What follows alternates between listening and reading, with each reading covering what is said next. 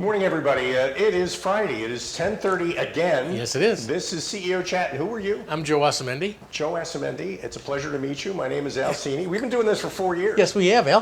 Good. Jeez. And Seems we like just forever. look younger and younger every time. Absolutely. And we have a great guest. His name is Allan Schweyer, and he Okay. is the president of Talent Management Leadership University.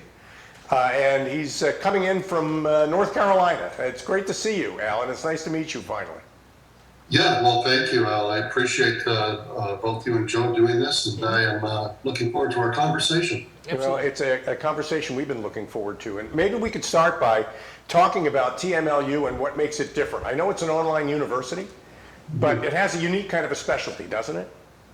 Yeah, one of the things that makes it different, Al, is that it is completely asynchronous. We do teach the courses in a more traditional format. If we have a client who wants us to come in and teach in a classroom setting, but for the most part, when you're online at tmlu.org, you are completely self-paced and able to do the course at your own leisure. Now, the other thing that makes it a little bit different, I think there are many online universities that do the same thing, is that we develop our courses with a sort of a career mindset or a professional mindset.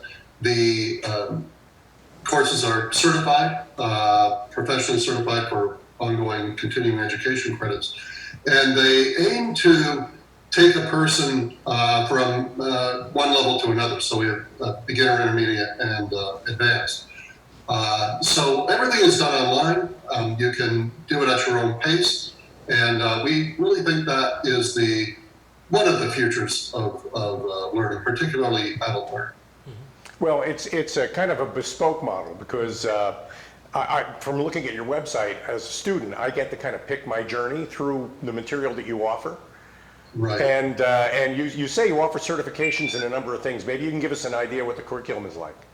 Yeah, so a lot of it is really related to the workforce. I mean, all of it is really related to the workforce, I should say. But we choose things that generally help people lead and inspire. That's the sort of leadership in Talent Management Leadership University. So you'll find courses in employee engagement, for example, ways that managers and leaders can inspire people to higher productivity and make them want to stay with the organization. You'll find courses in strategic workforce planning that help organizations shape the workforce in an optimal way, using people and technology, and leveraging people analytics, which is a growing field.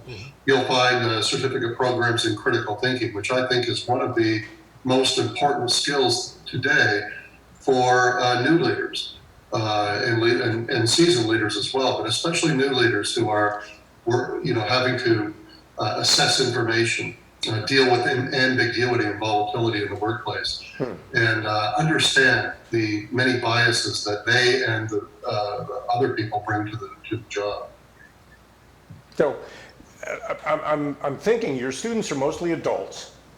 Yes. So it's do students find their way to TMLU on their own and enroll themselves, or are they enrolled by their companies typically? On both, really. I would say probably the lion's share of our students so far have come through enrollments with their organization. So we often create a course, as you mentioned the word bespoke, we often customize a course to a particular client and then generalize it to a larger audience. So we're building a course, let's say, for the Department of Education or for a Fortune 500 or a small company. It's very much tailored to that organization. It uses their logo. It talks about problems and challenges that are specific to the organization and the industry, and the organization enrolls a number of their employees into the program. And then we'll take, and this is how we reduce costs to the clients as well, then we'll take that content that we've developed and generalize it by removing much of that tailored information and making it more general to a wider audience. And that's when someone might come in on their own and take the course. Okay, now What's the experience like for a student? I know you mentioned self-paced instruction. A lot of what you offer is self-paced. How That's often do I right. interact with an instructor? How does that work? You can interact with the instructor, but the instructor is not going to be in real time. So as you might be doing a segment of the course at 2 in the morning or 2 in the afternoon or whenever, and you'll have a question, and you're able to contact the instructor or other students, and I think that's important too. Other learners who are taking the course are also a really good resource for helping one another. But the instructor is always available. Our goal is to respond to any student within 24 hours, at least during the business week. How long does a typical course take to complete? A typical course, it's set up for about two full days, but people will do it in chunks. So it's a very good question. I think it also speaks to the way people are learning today. Rather than take a person out of productivity, let's say. So let's say you have a company, you've got all these people, they're performing well, but you know that they're missing a skill set or they're missing some knowledge that you'd like them to have. In the past, you would have to remove them from that productive setting, put them into a classroom for 2 full days or whatever the length of the course is, and then they would come back.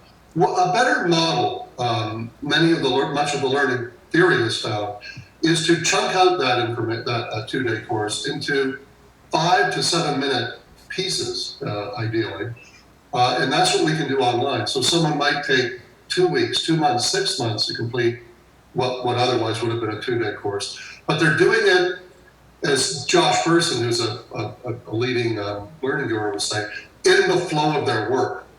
They're not being as disrupted and removed from the work, so they're likely to remember it more and apply it faster. When you apply it faster, of course, it sinks in, and it's something that you will retain. So, to answer your question, it could be 2 days if you did it, in a row. It could be 2 weeks if you did it a little, 1 hour a day. It could be 2 months if you only take a few minutes out of every day. What's exciting about that is if I come to TMLU because there's something I want to learn, and then I get to learn it at whatever pace makes sense for me and integrate that into my life because I'm doing other things too. And I have access to instructors when I need them, but they're not necessarily required online at the time I'm doing the learning. And I think that's such a great alternative, especially for businesses that want to provide unique specialty areas. Where does the course content come from? That's interesting. The course content these days comes from all sorts of publicly available sources. So you might find a McKinsey report in the, or parts of the McKinsey report in a course. You might find an article from Harvard Business Review. So long as it is something that is out in the public domain, it is something that you can put in the course. We'll also use graphic artists to create animations to illustrate a point where that's necessary. You want to keep the content engaging. You don't want someone to have to read a 6-page research paper or a 30-page research paper. You want to summarize that for them. You want to use those short video clips.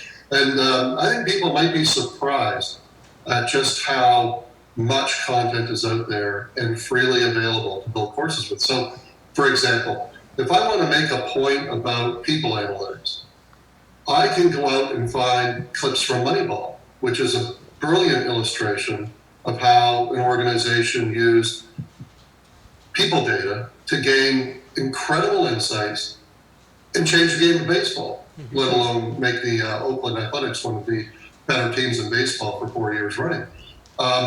These are clips that are available. You can use them. In fact, if I can expand on that a little bit, what we're talking about today is quite formal learning, a certificate program that results in CEUs or continuing education credits. What people do 90% of the time is learn informally. So they might be on the job and having to learn how to hide 2 columns in an Excel spreadsheet. Well, it's not obvious, but if you watch a 1-minute YouTube video, you learn that you can hide columns in an Excel spreadsheet very easily. That's the type of learning people are doing, or they may even want to learn how to code in the R language. I did this myself using YouTube videos. Now, I'm not anything but a junior programmer from doing it, but you can see that this is the way people are learning more informally. They might only come to a site like TMLU for maybe 10% of their learning at most. Wow. Well, so, I mean, if you really want to engage a student, then you've got to do certain creative things to keep them interested in the subject matter. But learning is serious business. You got to keep them on track, and they have to get an outcome from the learning that they experience at TMLU. How do you measure whether they've learned what they needed to learn? Well, great question. We have a series of built-in polls and quizzes as you move through the content. You can't advance until you score a certain level in these polls and quizzes. Now, you can go back and retake the quizzes. Some of the questions get mixed up, so it's not as easy as remembering the answers. But this isn't meant to really test a person's abilities so much as whether they've read and absorbed the content. Then, as you move from into an intermediate and senior level certificate, you're having to do things that are more project-based. You go off on your own, you do a practicum, you come back, you enter into the system what you've done, and that will be evaluated by a seasoned instructor, someone who's expert in the field. So if it was strategic workforce planning, for example, you would do this for your organization or a component of your organization. You would upload your artifacts, let's say, to the site for a expert strategic workforce planning instructor to review and determine whether or not you meet the criteria to pass the course. Wow. Where do your students come from typically? They are mostly North America based right now. We haven't done a great deal of work overseas. As I said, a lot of our students are coming from clients, and those clients tend to be in the US, a few in Canada. But we're hoping to make the curriculum could be accessed by anyone in the world and is accessed by any people around the world. But for the most part, we are still North America. And mostly English, I'm guessing?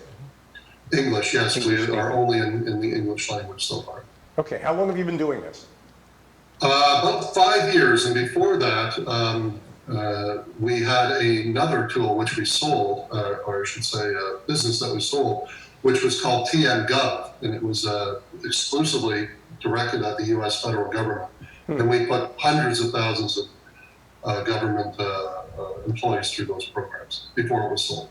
Wow. What were some of the influences that have you create the model that you created? For me, it was I obtained a master's degree in education online because I wanted a distance education discipline. So I did my graduate degree online for education, and I've always been interested in it. I've been interested in the flexibility that adult learners need to achieve credentials to further their career. Mm-hmm. So, I had two kids. They were 8 years old, 7 and 8 years old when I did my graduate degree. I could not possibly have earned that degree in a traditional way. I needed to do it online, and I needed it to be largely asynchronous. And when I say asynchronous, I didn't need it to be that I had to be on a online course at 2 p.m. or I had to be on one at 9 a.m. I had to have a course where I could be on at midnight or 6 in the morning for it to work for me. And so understanding that and thinking I can't be the only person who faces these restraints, that's when I and my colleagues started to build these tools. Great. Well, we need to take a break. We're talking today with Allan Schweyer, who's the president of Talent Management Leadership University, TMLU.org. And Allan, before the program, I was looking through your LinkedIn profile. There's a lot more to you than just TMLU, and we'll explore some of that when we come back. More CEO chat after this break.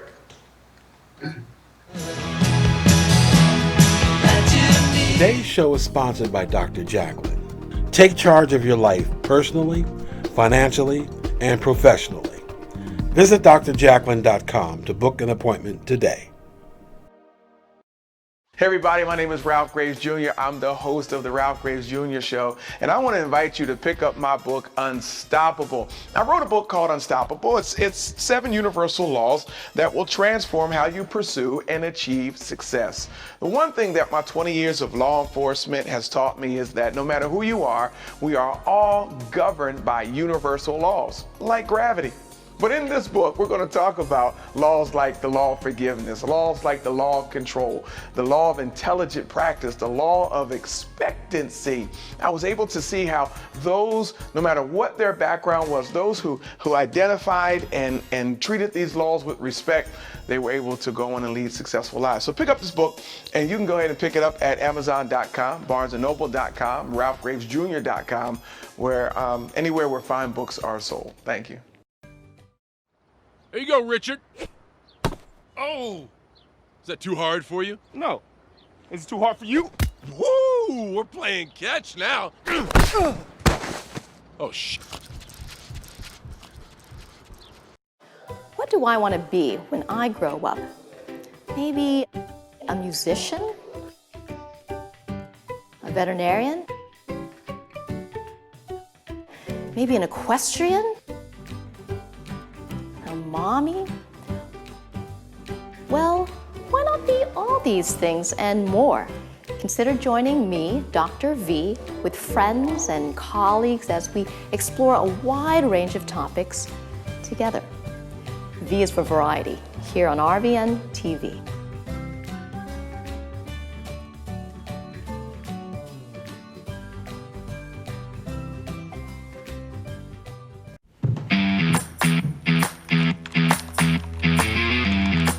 Number 7. Number 8. 9 regular. Oh, wait. 13 giant.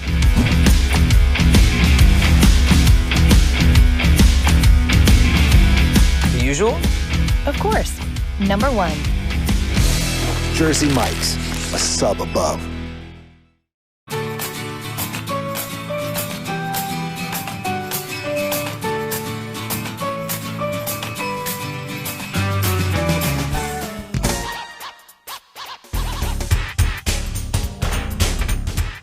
Well, welcome back to CEO Chat. I'm Joe Osamendi, along with my colleague here, Alcini. Alcini. Working with you. As usual, we have a great guest here, too. He's terrific. Allan Schweyer, founder and president of TMLU. Great learning experience. Allan, you customize a lot of your programs, as you said, for specific clients. Who would an organization would typically call you to get the ball rolling? It depends on the size of the organization, Joe, but typically it would be someone from human resources or a chief learning officer, a VP of learning, someone in the learning area. Mm-hmm. In a small company, it could even be the CEO or the founder, the CFO. In some cases, it's also a line manager, particularly in bigger companies. They may have 100, 200 people reporting to them, or at least in their part of the organization, and they want to create a specific program for those people. Okay, and one of the things I think you mentioned before is you customize these courses per organization, but also then you can generalize them for a bigger audience. Is that correct?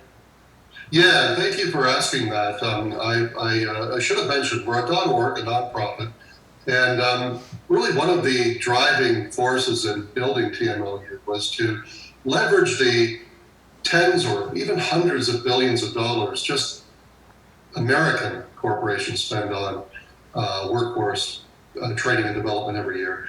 Leverage that in a way so that people who maybe aren't employed in organizations that can afford a lot of training or are unemployed, mm-hmm. or maybe college students, can access that training. So what we do is we ask our clients, whether after creating their custom course for them, we can generalize it. And then when we generalize it, it's either free or very low cost to anyone else in the world who wants to access that training. That's great. You mentioned cost. There could be people out there wondering how expensive this is. Maybe you could talk a little bit about the economic model? Sure, yeah. And we try to keep those costs as low as we can to organizations, but it takes time. It takes time to develop a good online course. Some people gauge that 100 hours per hour of content, which I think isn't too far off. What we do is we gather, as I mentioned before, publicly available content from all sources. Only when we absolutely have to create content do we create content. So we're probably down around the 25-to-1 ratio, which significantly lowers the cost of building a course. But a 2-day course, completely customized for an organization, generally runs around $25,000. Okay, which is reasonable. And there could be a number of people that I need trained on that basis, and I can see that really paying off. I think that's and you also, I know your TMLU is a .org and not a .com, and that's important to you, isn't it? It is, yes. It's that mission, if you will, of making corporate training available to everyone, to anyone, I should say, who might be interested in the topics, but doesn't have an organization behind them such that they can afford to take some of these courses or access that content. How long does it take you to develop a course, a custom course? Well, I mentioned before the average course might be a full 2 days. A full 2 days, let's say 7.5 hours per day, but you have breaks built in, so it might actually even be a little bit less than that. When people are learning, they tend to want to take longer breaks. But whether you work with 7 or 7.5 hours, it's going to take a couple of thousand hours, about 1,000 hours to 2,000 hours to create most of these courses. Okay. That's a rough estimate, but depends on a lot of pretty accurate. Even though we are using content from various sources, you might go through 100 articles before you find one that is right spot on that you want to use in a course. You might look at 15 videos, 20 videos before you find something that you could use, and then you have to edit that video. Yeah. So you can see these things take time. Well, listen, a little bit more about Allan Schweyer. I looked at your LinkedIn profile, and you're described there as an HR subject matter expert. So you've had a pretty long background in human capital management. Maybe you can talk a little bit about that and how that's prepared you for what you're doing now. Yeah, I've spent the last 30 years or so in what you might broadly call human capital management. I started my career as a labor market economist, working with cities on their unemployment issues. And from there, went into HR technologies and built some of the first, online recruiting tools. And have been a consultant for many, many years to organizations around human capital management. I've been I've specialized in learning and approach most of what I do from learning. So, I think it's fair to say I'm a learning expert. I'm not a course designer. That is something that we have specialists doing, some based here, some based in India. We have a team in Chandigarh who does an awful lot of our work. Gets it done quicker and does it very well.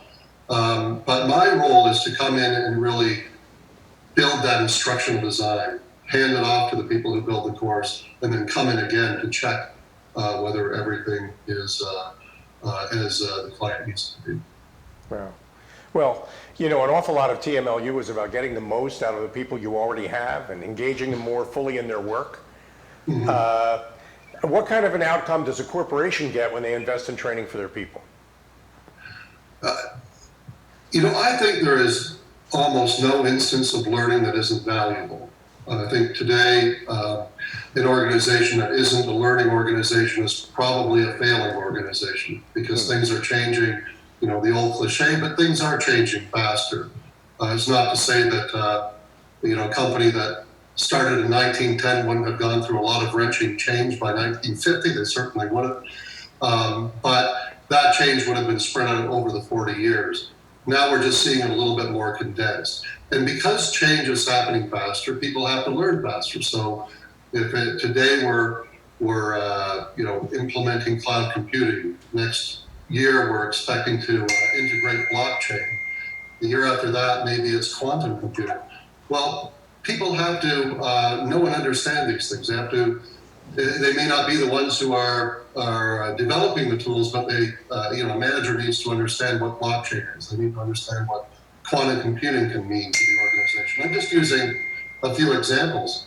But a learning organization is one that shares knowledge, is one that gives people time to get out there and learn the things they need to do, that brings content together, and even one, as we're seeing more and more of now, uses artificial intelligence and machine learning tools to deliver training to people as they need it. So understanding people's gaps in knowledge and then automatically delivering chunks of learning to them as they're working. We're seeing more and more of that now in some of the leading learning management systems, or whatever you'd like to call them, are employing those technologies. Yeah. So great outcomes, Al. I mean, I don't know if I answered your question, but some learning is going to have better outcomes than others. But the point is, learning is critical to organizations today. It's what makes this conversation so interesting to me is that we've come to learn that aligning the members of your organization with their purpose and inspiring each of them to become the best possible version of themselves that they can be is really key to any organization's success going forward. And I can see where TMLU plays a really important role in making that happen for companies. My least favorite phrase is that, you've got to put the right people in the right seats on your bus. A lot of people think that the solution to moving forward is to find great people. But the real solution is what you do, and that is to take ordinary people and make them great. Maybe you could spend a little bit of time on that whole idea of engagement and how underutilized that concept is. Yeah, and I don't think we can go so far as to say you could hire anybody and make them spectacular, although there are certainly instances that we don't have time today to go into. I think of the USS Benfold, the NUMMI auto plant in California, and people who get those references will know what I mean. But, you want to have a balance. You want to have a good recruiting process to bring in good people. One of the things you can look for in that recruiting process is people who are inclined to learn. We all heard of the fixed mindset versus the growth mindset. Probably one of the most cited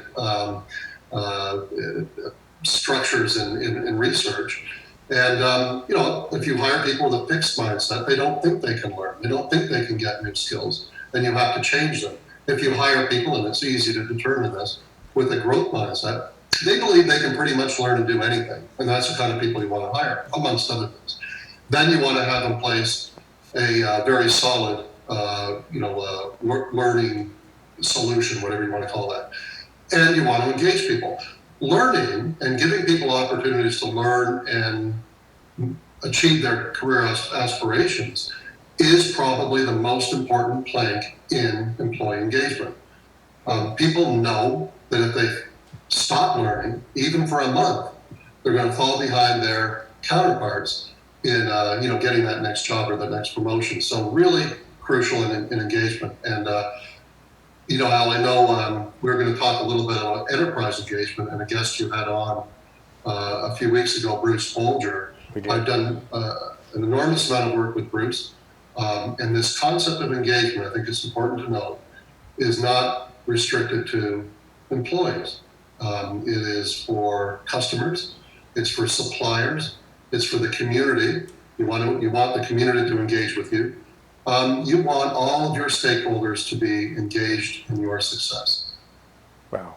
Learning plays such an important role in that whole process. We're at that point in our program now where we need to wrap things up, Allan, so maybe you could look into your camera there in North Carolina and tell everybody how to reach you. Sure, yeah. So I'll just give you my phone number. It's 912-774-5940. And of course, you can always go to www.tmlu.org. But I'd love to hear from anyone who's interested, whether it's creating a course or just talking about the future of learning. Yeah. Allan Schweyer, President of Talent Management Leadership University. It's great having you on CEO Chat today. Thanks for making the time for us. Thank you very much. And thanks all of you for joining us for this great CEO Chat. And till next week, I'm Al Cini. I'm Joe Osmendi, and have a great weekend. Stay safe out there. And Allan, thanks so much for joining us. Really appreciate it. Great guest. We'll see you all again next week. Thank you.